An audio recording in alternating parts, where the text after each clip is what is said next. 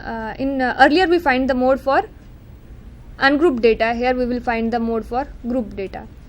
Group में भी दो टाइप्स होते हैं, discrete frequency distribution and continuous frequency distribution. First, for the discrete frequency distribution, mode is the value of the variable that corresponds with the maximum frequency of the distribution. For discrete frequency, अब discrete frequency distribution के लिए जो mode क्या होता है, mode उस value को कहते हैं जो वैल्यू जिसमें मैक्सिमम फ्रीक्वेंसी हो, जिस वेरिएबल के कॉरस्पॉन्डेंस फ्रीक्वेंसी जो हो वो सबसे मैक्सिमम हो, उसको हम क्या बोलेंगे, मोड बोलेंगे. And for continuous frequency distribution, the class corresponding to the maximum frequency is called modal class and mode is given by the value mode z is equal to L plus curves में f1 minus f2 whole divided by twice f1 minus f0 minus f2 curves close into C. तो अब for discrete frequency distribution के लिए mode is the value that, mode वो value होती है जो जिस वेरिएबल की वैल्यू होती है जो मैक्सिमम फ्रीक्वेंसी जिस वेरिएबल के कॉरस्पॉन्डिंग हो, जिस वेरिएबल के जैसे सपोज x की जिस वैल्यू पे फ्रीक्वेंसी मैक्सिमम हो उसको हम मोड बोलेंगे. पर for a continuous frequency distribution, जिस क्लास के कॉरस्पॉन्डिंग जो है फ्रीक्वेंसी मैक्सिमम हो उस क्लास को हम क्या बोलेंगे, मॉडल क्लास बोलेंगे. एंड फिर उसके बाद आफ्टर दैट पहले हम मॉडल क्लास फाइंड करेंगे and after that we will find the mode by the given formula that we will see. Formula है mode z is equal to L हमने last equation में, median वाले equation में भी किया था. L is lower limit of the modal class. Modal class कौन सा क्लास होगा, जिस क्लास के कॉरस्पॉन्डिंग फ्रीक्वेंसी जो होगी वो मैक्सिमम होगी. सभी में फ्रीक्वेंसीज दी हुई होती है. अब जिस क्लास में फ्रीक्वेंसी सबसे ज़्यादा दी गई हो, जिस क्लास की फ्रीक्वेंसी जो हो मैक्सिमम फ्रीक्वेंसी हो, उस क्लास को हम क्या बोलेंगे, मॉडल क्लास बोलेंगे. ठीक है. And lower limit of the modal class that is L. F0 is the frequency of the class preceding the modal class. और F0 जो है वो किसकी फ्रीक्वेंसी होगी, कौन से क्लास की फ्रीक्वेंसी होगी, जो क्लास मॉडल क्लास से पहले आता हो. ठीक है. जो भी class model, suppose our modal class is 20 to 30, तो उससे पहले वाला जो क्लास होगा 10 to 20 वाला, उस क्लास की क्या फ्रीक्वेंसी है, that will B F0. Next is F1. F1 is the frequency of the modal class. जो भी हमने मॉडल क्लास फाइंड किया उसकी जो फ्रीक्वेंसी है that is F1. And F2 is the frequency of the class succeeding the modal class. जैसे F0 frequency of class preceding the modal class है, वैसे F2 जो है frequency of class succeeding the modal class. That means F2 is the frequency of the class after the modal class. Modal class के बाद वाला जो class है उसकी क्या फ्रीक्वेंसी है, that we will denote by F2. And C is the width of the modal class. हमारे पास क्लास इंटरवल जो दिया गया that will be C. Now our example is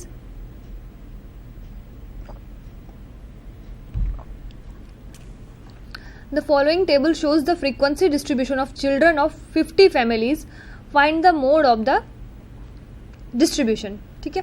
अब here we have discrete frequency distribution. हमारे पास जो frequency distribution है वो discrete है. यहाँ पे कोई class intervals नहीं दिए हैं, डायरेक्ट 0, 1, 2, 3, 4 दिए गए हैं xi की values. And corresponding to that values of xi we have the frequencies 12, 20, 10, 6 and 2.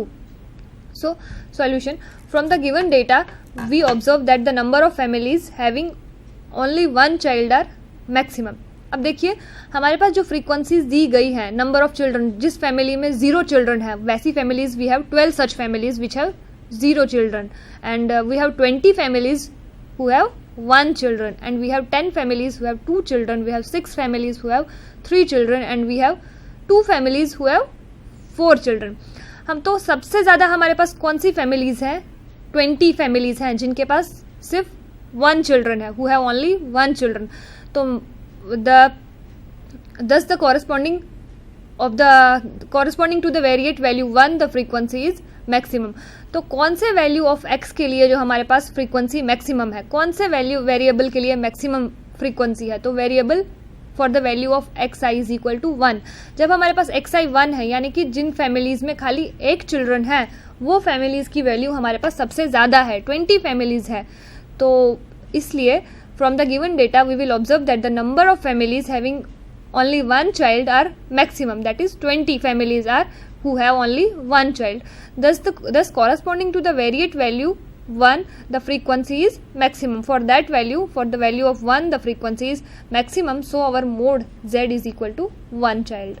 ठीक है, तो हमारे पास मोड यहाँ पे क्या आया 1 चाइल्ड, क्योंकि 1 चाइल्ड के कॉरस्पॉन्डिंग जो फ्रीक्वेंसी है वो मैक्सिमम है. हमें यही चेक करना है. मोड मतलब कि जिसका सबसे ज़्यादा जो रिपीट होता हो. तो 1 चाइल्ड जो है वो ज़्यादा फैमिलीज़ में आता है. 20 फैमिलीज़ में 1 चाइल्ड है खाली, बाकी सब फैमिलीज़ में इससे बाकी सब मतलब जैसे 2 चाइल्ड वाली फैमिलीज़ कम है, 3 चाइल्ड वाली फैमिलीज़ कम है, 4 चाइल्ड वाली फैमिलीज़ कम है, इवन 0 चाइल्ड जिनका कोई चाइल्ड नहीं है वो भी फैमिलीज 12 ही है. लेकिन जिस फैमिली में ओनली 1 चाइल्ड, तो वो फैमिली सबसे ज़्यादा है. वो टोटल नंबर ऑफ वैसी फैमिलीज 20 है. तो हमारे पास मोड जो होगा वो इस फ्रीक्वेंसी के कॉरस्पॉन्डिंग जो वैल्यू है 20 फ्रीक्वेंसी के कॉरस्पॉन्डिंग जो xi की वैल्यू है दैट इज 1. तो our mode will be 1. Next is find the mode of the frequency distribution. Here we have, देखो यहाँ पे हमें डिस्क्रीट फ्रीक्वेंसी डिस्ट्रीब्यूशन नहीं दिया गया, यहाँ पे कंटिन्यूस फ्रीक्वेंसी डिस्ट्रीब्यूशन दिया गया. कंटिन्यूस फ्रीक्वेंसी डिस्ट्रीब्यूशन मीन्स यहाँ पे हमें क्लास इंटरवल्स दिए गए हैं 0 to 10, 10 to 20. Okay, so for 0 to 10 class we have frequency 5, for 10 to 20 we have 9, for 20 to 30 we have 11, 30 to 40 we have 13, 40 to 50 we have 10, 50 to 60 we have 7, and corresponding to last our class 60 to 70 we have frequency 2. In the given data, the class having maximum number of frequencies is 30 to 40. Okay, so we have to check, first of all we have to check which class is having the maximum number of frequencies. So here what is maximum number of frequency? Here the maximum number of frequency is for the class 30 to 40, that is 13. तो हमारे पास सबसे ज़्यादा frequencies जो है वो कौन से class के लिए है 30 to 40 क्लास के लिए, क्योंकि उसकी फ्रीक्वेंसीज कितनी है 13 है. बाकी सब में किसी में भी 13 या 13 से ज़्यादा फ्रीक्वेंसीज नहीं है किसी भी क्लास में. So our modal class will be 30 to 40. तो जिस क्लास में मैक्सिमम फ्रीक्वेंसी हो उस क्लास को हम क्या बोलेंगे मॉडल क्लास. तो हमारा मॉडल क्लास कौन सा हुआ यहाँ पे 30 to 40, the class corresponding to the maximum frequency. Hence f0 is equal to 11. f0 क्या था? f0 फ्रीक्वेंसी थी किसकी? जो क्लास मॉडल क्लास से पहले आता है. तो हमारे पास मॉडल क्लास यहाँ पे 30 to 40 वाला है. ठीक है, तो हमारे पास f0 किसकी फ्रीक्वेंसी होगी? जो मॉडल क्लास से पहले वाला क्लास है. तो मॉडल क्लास से पहले वाला क्लास कौन सा है? 20 to 30 वाला. ठीक है, 30 to 40 मॉडल क्लास है, तो उससे पहले वाला क्लास 20 to 30 वाला. अब 20 to 30 के क्लास के कॉरस्पॉन्डिंग क्या फ्रीक्वेंसी है? 11. ठीक है, 20 to 30 के कॉरस्पॉन्डिंग फ्रीक्वेंसी है 11. सो f0 will be 11. f1 is the frequency of the modal class. f1 जो है वो किसकी फ्रीक्वेंसी होती है? Model class. तो मॉडल क्लास हमारे पास 30 to 40 वाला है, तो उसकी फ्रीक्वेंसी f1. तो उसकी फ्रीक्वेंसी 13 फ्रीक्वेंसी है 30 to 40 वाले क्लास की, तो f1 will be 13. And f2 is the frequency of the class succeeding the modal class. Modal class के बाद वाला जो क्लास है, जैसे मॉडल क्लास हमारे पास 30 to 40 है, उसके बाद वाले क्लास की फ्रीक्वेंसी जो है उसको हम क्या बोलते हैं? f2. तो f2 will be the frequency of the class 40 to 50. तो 40 to 50 की फ्रीक्वेंसी जो है दैट इज 10. तो f2 is equal to 10. Also L is equal to 30. L means lower limit of the modal class. हम हमारे पास model class जो है वो 30 to 40 है, तो उसका लोअर लिमिट क्या है? 30. तो our L will be 30. And C that is class interval. तो मॉडल क्लास इंटरवल हमारे पास कितना है? हमारे पास हर क्लास 10 क्लास इंटरवल है, तो C is equal to 10 because 30 to 40, between 30 to 40 there are 10 values. Now we have the formula for mode. Z is equal to L plus कर्व्स में f1 minus f2 whole divided by twice f1 minus f0 minus f2 curves close into C. We will put the values of f1, f2, f0, L and C in the formula, and we will get we will get mod Z is equal to 34 after solving these. अब हमारे पास जो सभी values है, हमारे पास f1 की value है, f0 की value है, f2 की वैल्यू है, C एंड L सब की वैल्यूज़ है. सो ये वैल्यू सब हम इसमें इक्वेशन में डाल देंगे, इस इक्वेशन में, गिवन इक्वेशन में, and we will get the value of mode Z is equal to 34. तो हमें Z की वैल्यू कितनी मिली? हमें मोड कितना मिला? 34. Okay, now relation among mean, median and mode. अब हमने मीन पढ़ लिया, मीडियन पढ़ लिया, मोड पढ़ लिया. ठीक है, now we have to find the relation among these three, mode, median and mean. So with the relation is mode is equal to 3 times median minus 2 times mean. यानी कि z, we denote mode by z. z is equal to 3 times m, m means capital M means median, minus 2 times x bar means mean. तो हमारे पास formula है mode जो है वो that is equal to 3 times median minus 2 times mean. अभी किसी भी क्वेश्चन में अगर हमें इन दो वैल्यूज दी गई है, मीन और मीडियन दिया गया, and we have to find the mode for that value, that we can calculate by this formula. Again I am repeating that mod is equal to 3 times median minus 2 times mean. We will see some examples related to this. Our first example is for a frequency distribution mean is 1.43 and median is 1.32. Find its mode. Here we have the two values. We have the value for mean, that is 1.43, and we have the value for median, that is 1.32. We have to calculate mode for this frequency distribution. Okay, we know the formula that z mode is equal to 3 times median minus 2 times mean. So here x bar, we have mean is denoted by x bar. Here x bar is equal to 1.43 and median, that is capital M, that we denote by capital M, that is equal to 1.32. So we have the values of x bar and m. We can put it in the formula that we know. Z is equal to 3 times m minus 2 times x bar. Z, that means mode, is equal to 3 times median minus 2 times mean. So we will put the values of capital M and x bar in the equation, and we will get the value of mode Z is equal to 1.1. Okay, and after solving these equations, we will get the value of mode, that is Z is equal to 1.1. Our next example is the mean of the following distribution was obtained as 1.46. Find the missing frequency x and y. Okay, we here the mean of the given frequency distribution is obtained, that is 1.46. Here we have the mean. यहाँ पे हमें mean दिया गया है. mean कितना है? 1.46 दिया गया है. हमें find क्या करना है? missing frequencies find करनी है. यहाँ पे दो missing frequencies है, x and y, और हमें इन दो frequencies की value find करनी है. Okay, so what is the class? ये discrete frequency distribution है. So class 0, 1, 2, 3, 4 and 5, and frequencies are 40 corresponding to class 0, and x, y 25, 10, 5. Total number of frequencies, that is n, is equal to 200. Here it is given in the question. Total number of frequencies, that is n, is equal to 200. It is given in the question. Note it. Now solution. We will construct the following table. First of all, class, frequencies and CF.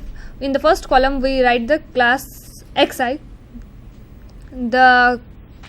We will write down the values of variable 0, 1, 2, 3, 4 and 5. Write down the values of variable corresponding to x. Now we will write down the value of frequencies corresponding to the values of x. First is 40, then for the variable 1 we have the frequency x, and after that y, 25, 10, 5. Total number of frequencies, that is n, is equal to 200. It was given in the question. Now we have to find the CF. CF means the total number of total of the frequencies up to that particular class. So first it will be 40, after that it will be x, it will then x plus 2y, then to 75, 40, 25, and total it will become 140 plus x plus y.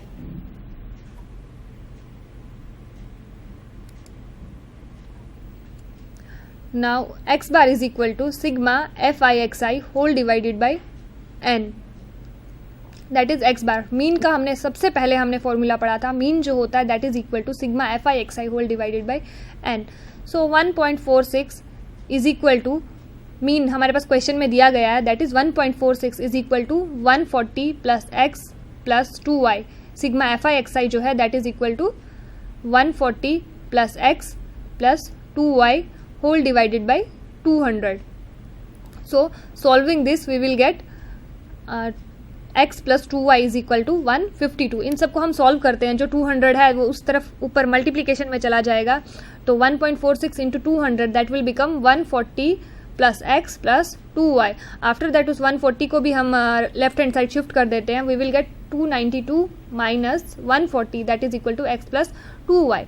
Therefore x plus 2y will become 152.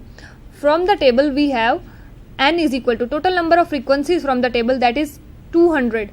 So अगर हम calculate करते हैं from the table तो 86 plus x plus y that is equal to 200. So x plus y is equal to 114. यहाँ से हमारे पास x plus y की values I 114. Now subtracting the equation second from equation first, we will get the value of y is equal to 38. अब हमारे पास दो equations है. Equation first is x plus 2y is equal to 152 and x plus y is equal to 114. That is the equation second. Subtracting the equation second from the equation first, we will get the value of y, that is 38. Then we will put the value of y in any of these two equations, either in equation 1 or in equation 2, and we will get the value for x, that will be 76. Thank you for today's lecture, and next we will study in our next lecture.